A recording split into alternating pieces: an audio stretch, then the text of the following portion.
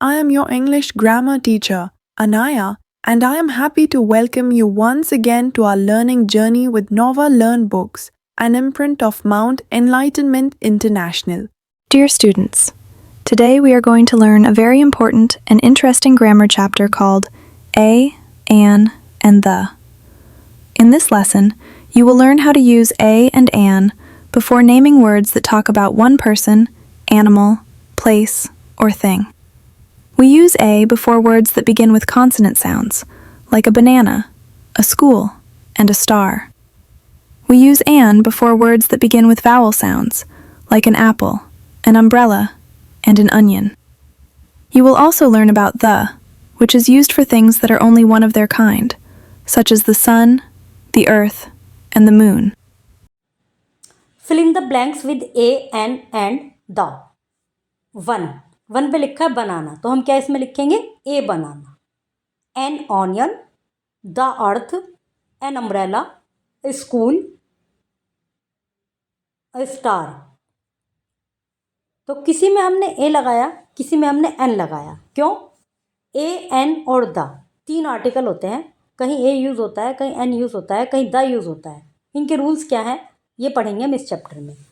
We use a और an before the naming words that are one. A और an वहाँ use होते हैं जब हम किसी ऐसी चीज़ की बात कर रहे हैं, किसी ऐसे नेमिंग वर्ड की बात कर रहे हैं जो कि एक है. जैसे a lion, a horse, a rose, a basket, a peacock. A is used with naming words that begin with consonant sound. A उन नेमिंग वर्ड्स में यूज़ होता है जो कॉन्सोनेंट साउंड से शुरू होते हैं. जैसे लायन में एल कॉन्सोनेंट है, हॉर्स एच कॉन्सोनेंट है, rose R consonant, B consonant और पी कॉन्सोनेंट. अब read the following example aloud. अब इन एग्जाम्पल को पढ़िए. An apple, an umbrella, an aeroplane, an onion, an owl. An is used with the naming words that begin with vowel sound. An वहाँ use होता है, उन naming word में use होता है जो वोवल साउंड से स्टार्ट होते हैं.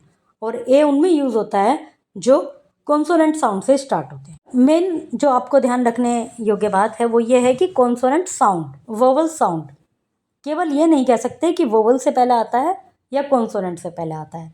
अब नेक्स्ट क्लासेस में जाएंगे तो इस चीज़ को और डिटेल में पढ़ेंगे. तो अभी आपको क्लियर हो गया. A consonant sound, an vowel sound. और ए और एन को वहाँ यूज़ करते हैं जो कोई चीज़ एक ही हो, जिनको काउंट कर सकते हैं. जिसको काउंट ही नहीं कर सकते तो हमें क्या पता एक है, हम उसको ना एक कह सकते ना अनेक कह सकते. जिनको काउंट कर सकते हैं उनको एक कह सकते हैं, अनेक कह सकते हैं. Now read the following example. The sun, the earth, the sky, the moon. The is used for the thing that are only one of their kind. The वहाँ यूज़ होता है जो अपने आप में एक होता है. आगे अगली क्लासेस में और रूल्स पढ़ेंगे कि द कहाँ कहाँ यूज़ होता है.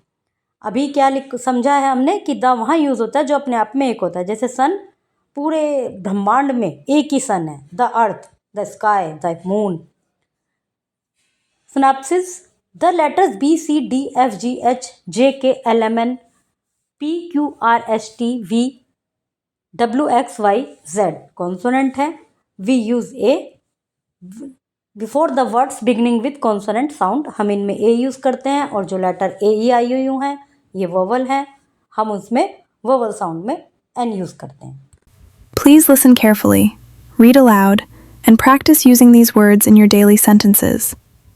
You all are doing a wonderful job. Keep learning happily, and I will see you soon with another exciting grammar lesson.